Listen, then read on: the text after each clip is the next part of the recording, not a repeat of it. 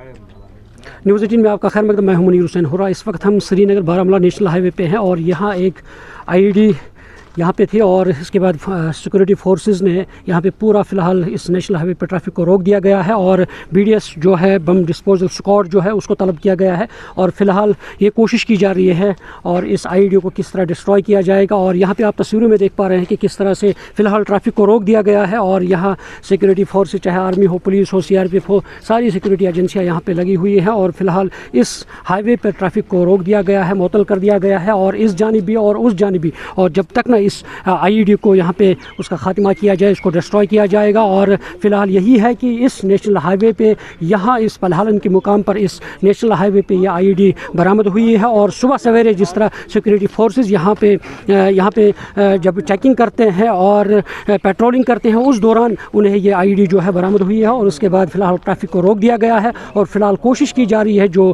BDS squad जो है वो इस वक्त लगे हुए हैं और इस आईईडी को डिस्ट्रॉय करने में। फ़िलहाल कि नेशनल हाईवे पर ट्रैफिक को रोक दिया गया है। न्यूज़ 18 जम्मू कश्मीर के लिए मैं ग्राउंड ज़ीरो पलहालन से मुनीर हुसैन हुर्रा।